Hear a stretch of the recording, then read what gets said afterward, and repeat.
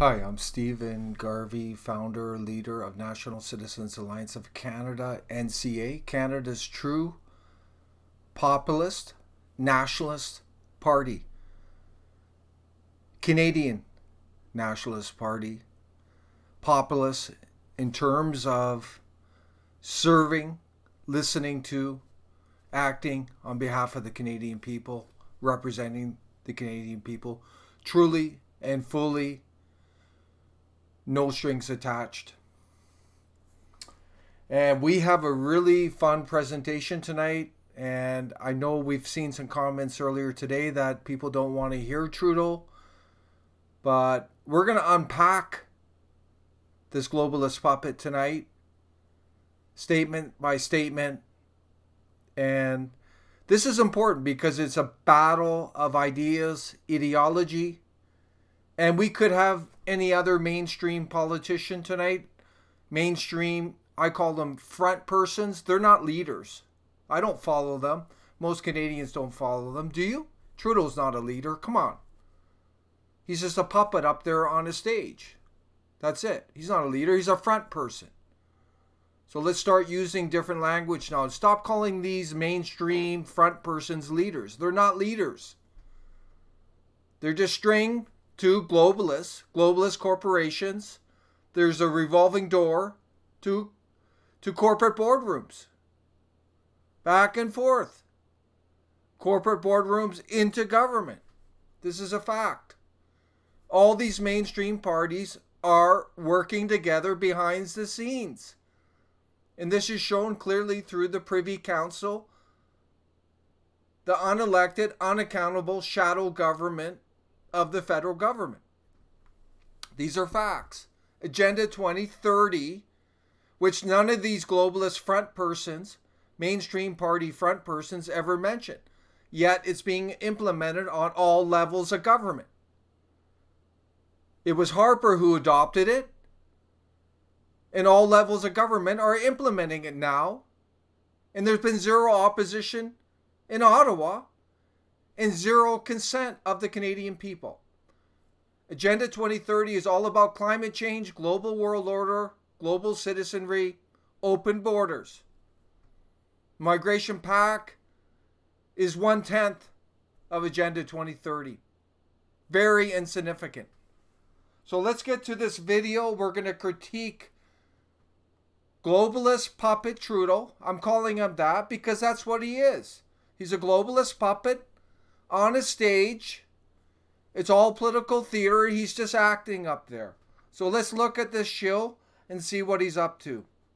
So this video I'm going to play now, and we're going to dissect, and please add your comments as well. We're going to look closely at them. But this video is from January 31st, 2019 at one of Trudeau's town halls, which the Canadian taxpayers gratefully paid for. Can you believe it? So here we go. Nailed a source of significant anxiety for a lot of people, and including for us in government. As we look at the rise of... Okay, I got to stop there. He's talking about a significant anxiety.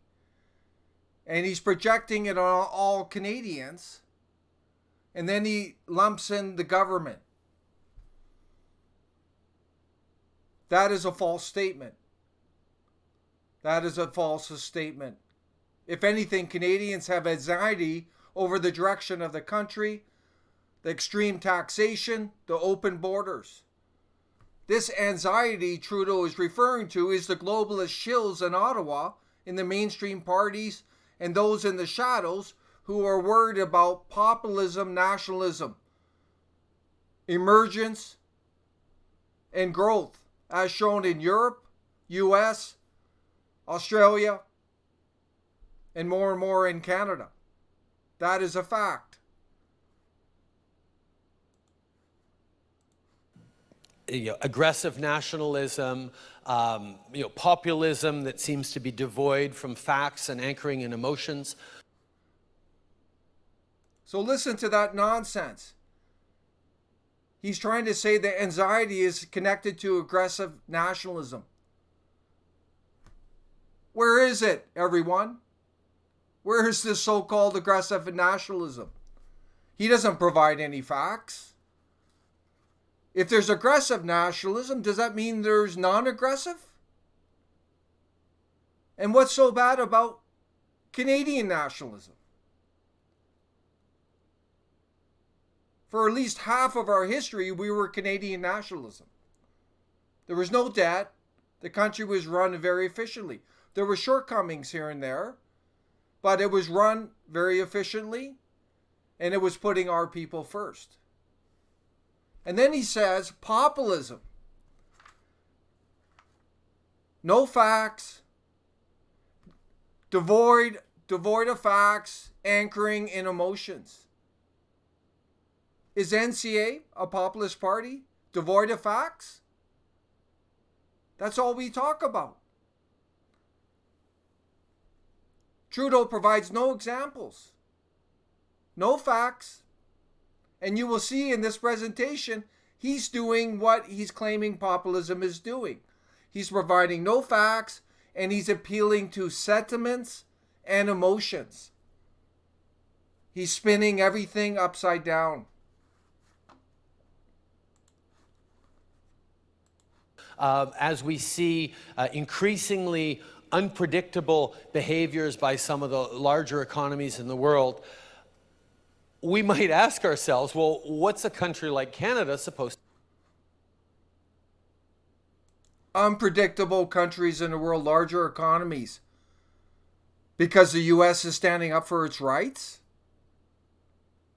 Other countries are standing up for their sovereignty?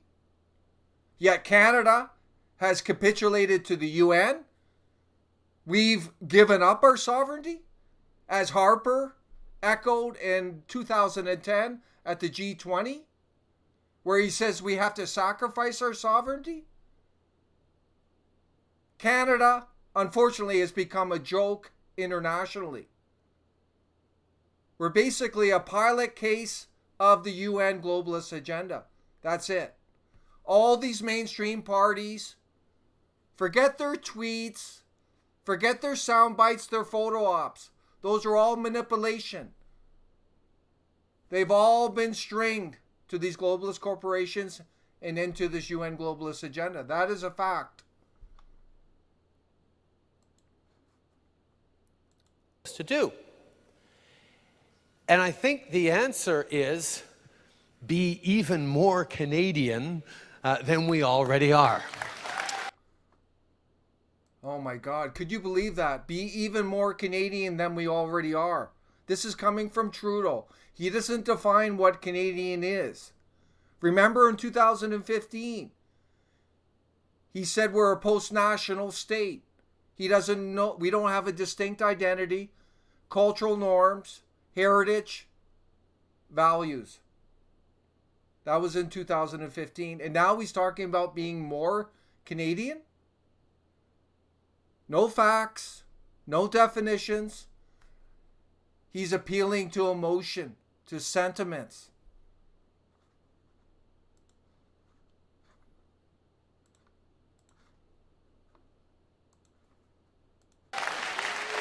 We are a country that has figured out how to make diversity a source of strength. And he makes a leaping claim now that, and he's speaking on behalf of all Canadians. He's sort of imposing his view on all Canadians, that somehow we've created strength out of diversity. He doesn't provide any facts. Again, he's appealing to emotions. You know what's interesting here? Because he started in 2015, 2016 with his rhetoric. Remember? The rhetoric, diversity is our greatest strength. Now he's watered it down. We've actually created strength out of diversity. He provides no tangible facts of this. But let's listen further.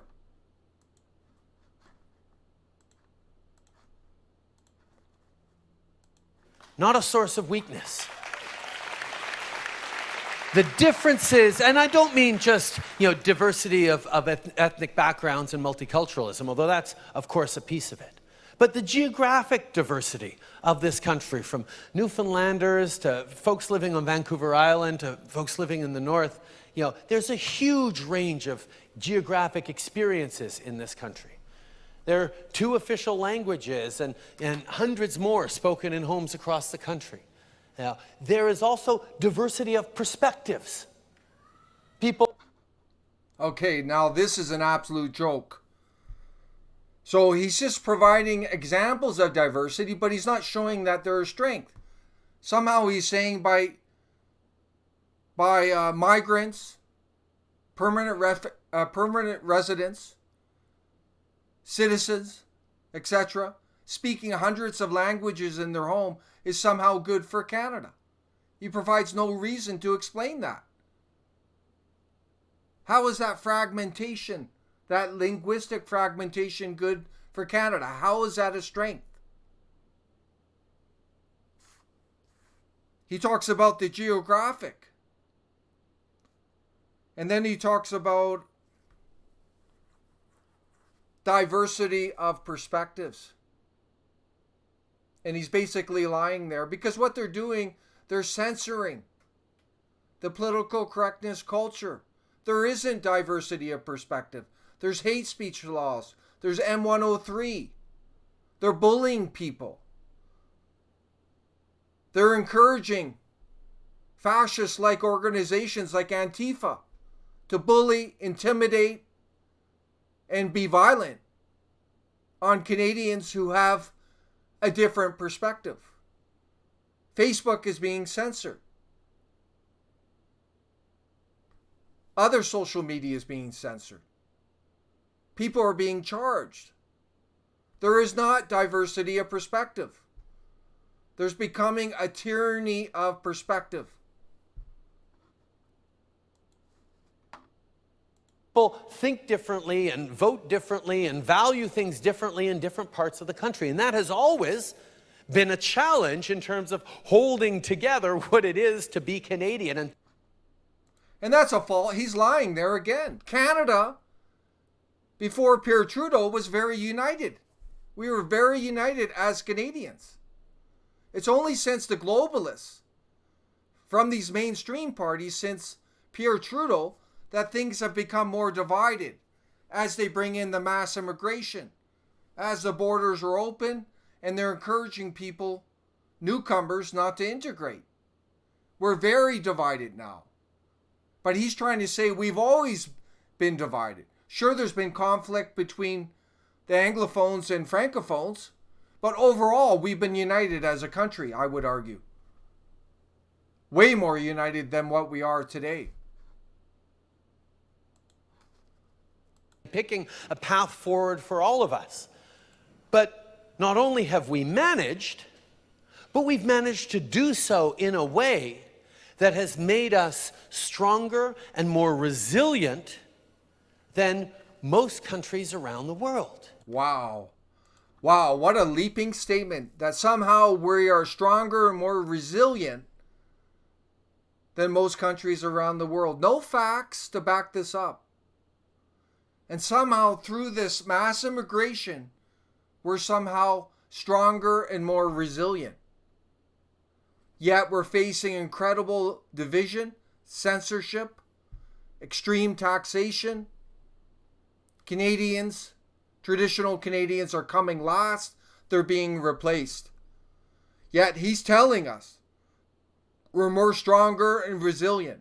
No facts, relying on sentiment and imposition from above. Terrible, terrible stuff.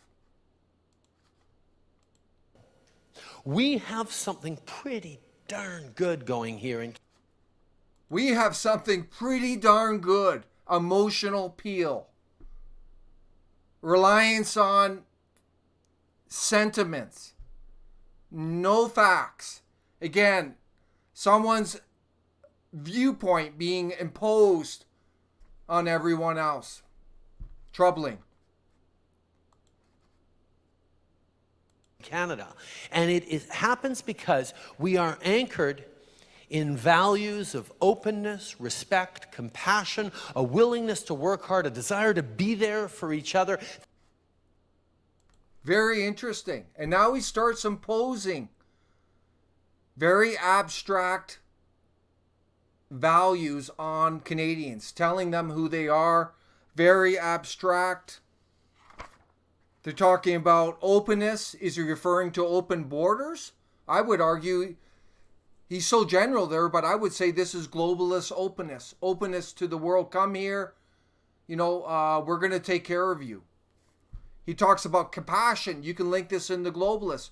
We have to have compassion, not for our own people, but for people in other countries. Respect. Respect people who come here, and if they want to live a certain way that's inconsistent with being Canadian, we should respect them. Willingness to work hard. That's such a general statement.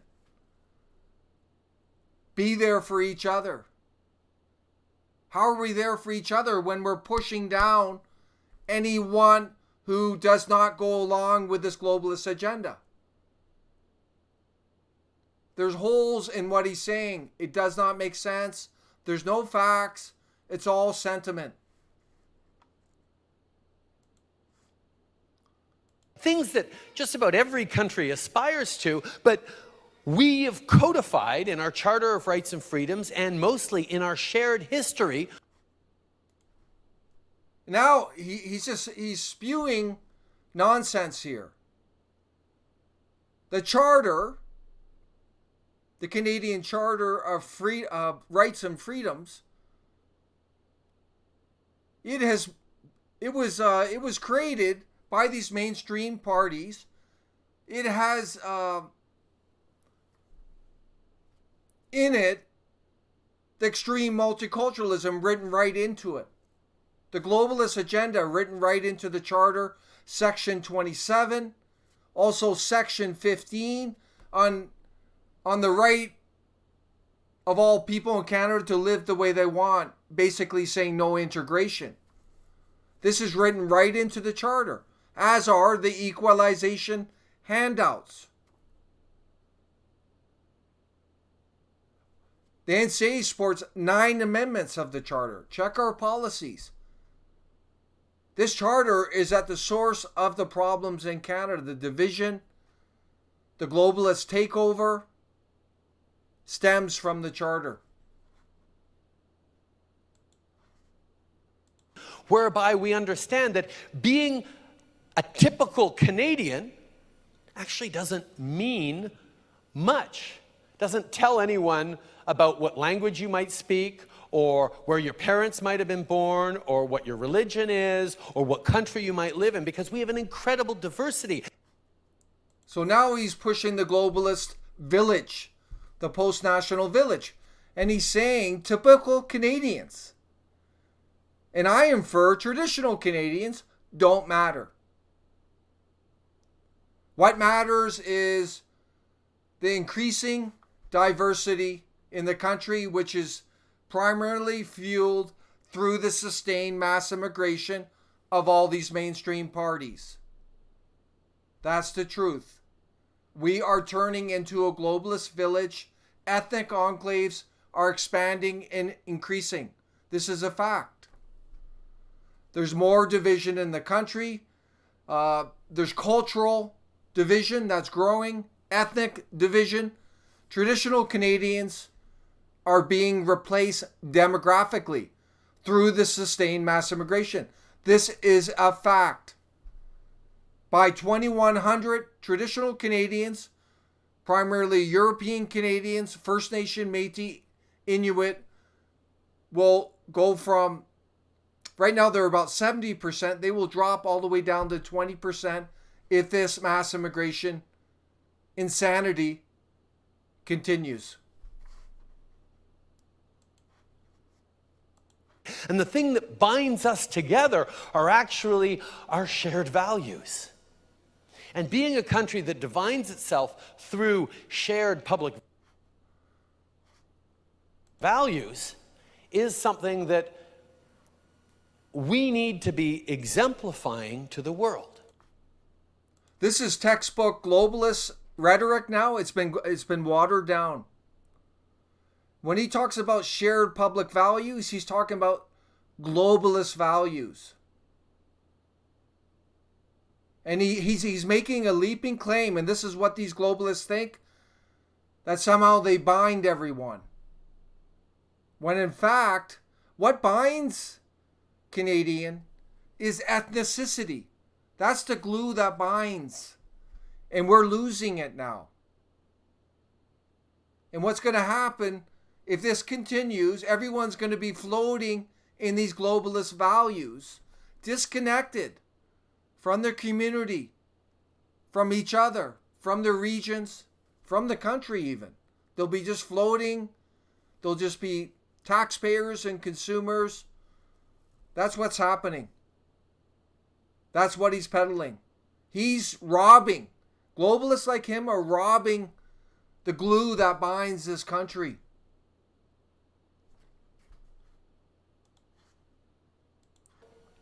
And part of that is standing up for the rules. Understanding that whether it's China or the United States or the European Union or any other country around the world, we expect people to follow the rules, even when it's inconvenient to them. So here's more nonsense. He talks about rules. He doesn't define what these rules are. There's no specific on the rules, just abstract rules. As long as we follow the rules of those controlling us, everything will be okay. In the globalist arena, as long as we're following the rules of the UN and the global world order, everything will be okay according to him. But if a country stands up for its sovereignty, its rights, it's condemned by globalists like Trudeau. This is all global world order nonsense coming out of Trudeau.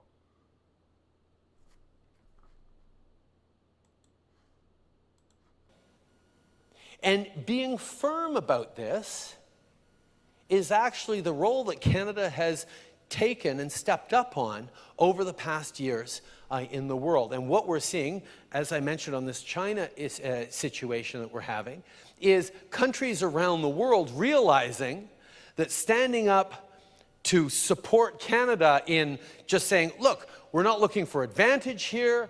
We're just going to apply the rules of our system in a responsible way because that's what our citizens expect, and quite frankly, that's what the world has come to expect of Canada. Wow, he's really projecting there. He's imposing his views on Canadians. And he's talking abstractly about these so-called rules. We know they're globalist rules. The global world order, UN, that's what he's referring to. He's against sovereignty. He's against countries standing up for themselves. He thinks we should all be conforming to the global world order, which in our opinion is the ultimate form of tyranny. And I should make a comment here. If you look at Trudeau, he's pacing back and forth. We should note this. And look at him. He's got his sleeves rolled up. He's trying to make it look like he's somehow a hardworking career politician, I guess. His tie's down. This is all PR image. All PR image. Note that. This guy, he was a part-time drama teacher. He was a snowboard instructor, which is fine. And he's had a very privileged life compared to most Canadians. He's guaranteed $500,000 for life after one term in the form of a pension. This guy is on easy street. Yet he's trying to project the notion of hard work.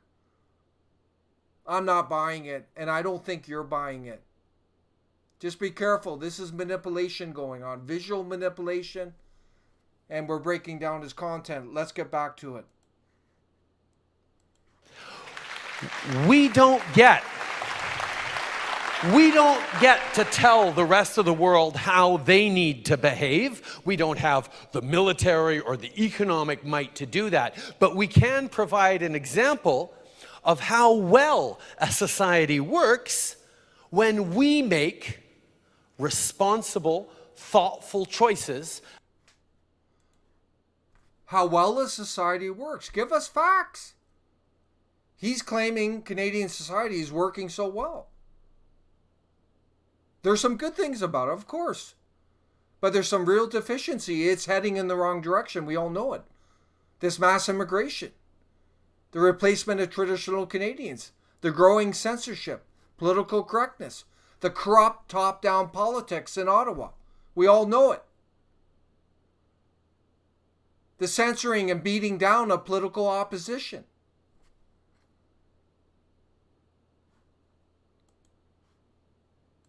About how we are going to behave. And as we approach an election year this year, and as we see the various forces both around the world and in Canada at play within our electoral context, each and every Canadian is going to have to step up and make a decision about the kind of country we want. This is very interesting here. He's trying to pose a question. What kind of country we want. So you're at least going to have two choices. But I'm going to play the video, but he only gives you one. His globalist outlook. It's not even his. He's a puppet. So it's just the globalist version. So he's imposing. He doesn't even give you a choice. We're going to play it now. You'll hear it. Whether it is indeed a country based on rules and respect and shared values and openness and compassion and an expectation that fairness be throughout in how we treat each other and how we expect others to treat us. That is what Canada has become, not without issues and stumbles and challenges along the way. But we have got to a place where we have something pretty special. There he goes. Pretty special. This is all sentiment. All emotion. No fact. The reality. Since Pierre Trudeau, the country has been going down the tubes in terms of debt, taxation, open borders, mass immigration. You name it, the replacement of traditional Canadians, the erosion of our sovereignty. This is a fact. Globalists have taken over this country for now. And he's pushing abstract, shared values. What are these values? Openness, open borders, compassion, compassion for people in other country, fairness. Where's the fairness of perspective when people are being censored, bullied, political censorship? We can't get an event in Nova Scotia.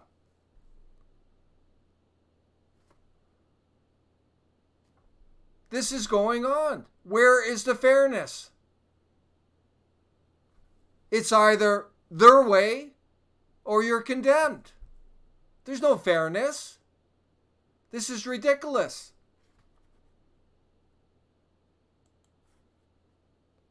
Going on right now in this country. And our opportunity to continue to engage in thoughtful, responsible ways and indeed showcase to the world that behaving in this way isn't just the nice thing to do. Thoughtful, responsible ways? What are these thoughtful, responsible ways? Because you're putting a third world migrant before your own homeless veteran or senior who's living in poverty? Where's the thoughtfulness for our people who are struggling? Where's the thoughtfulness for traditional Canadians who built this country we have? Zero.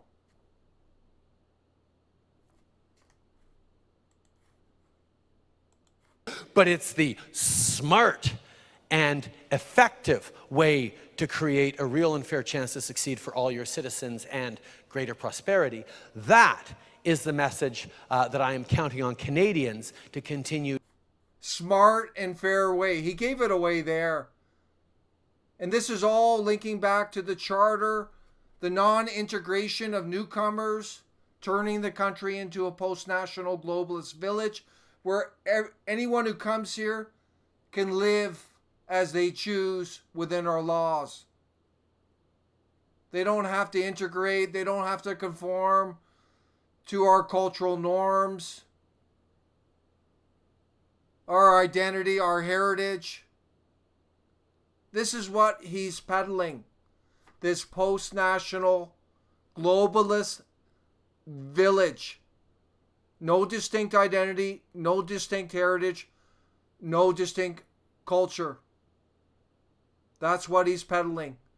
And he's claiming, without fact, relying on sentiment, that somehow it's going to lead to prosperity. And then he says it's diversity is some strength. It's an abstraction. Obviously, some is. Extreme diversity is very negative. We all know that. We see this through the ISIS and terrorist extremists. We see it through the growing ethnic enclaves, the division of the country, the erosion of our cultural norms, our heritage. These are negative things. The erosion of our sovereignty. The silencing of discourse, alternative discourse.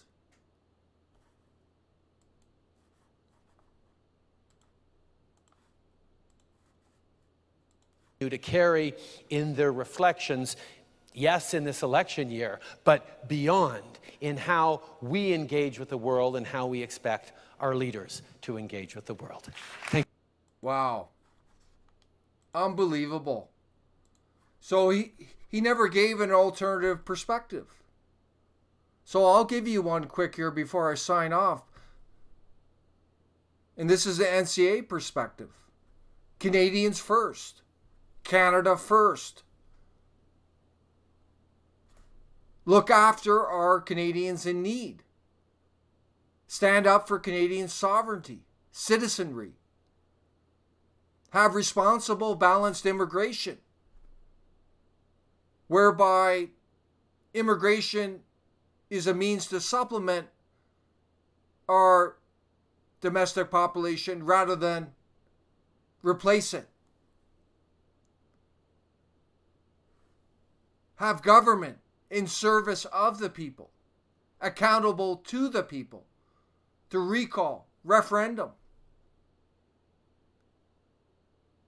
Have a Bank of Canada that actually is in service of the people instead of these central banks and globalist corporations.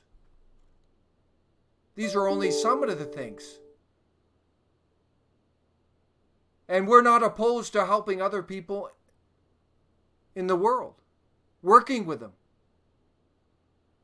But we have a responsibility, duty to our own people to make sure that they are cared for. There's between 3,000, 5,000 veterans homeless. We calculate around 700,000 Canadian seniors are living in poverty or close to it. There's many unemployed. The numbers are skewed lower than really they are. Yet there's mass immigration. And we know this globalist Kenny in Alberta, for example. He's fast-tracking 10,000 third world migrants into rural Alberta, where there's many unemployed. He's working with Trudeau to do that. Ford in Ontario is doing the same. Fast-tracking third world migration into rural Ontario. We don't support this at NCA. We support retraining Canadian workers. We support encouraging a greater Canadian population through incentives for larger traditional families. So you have a clear choice in 2019. Thank you for joining me, and I look forward to reading your comments tonight.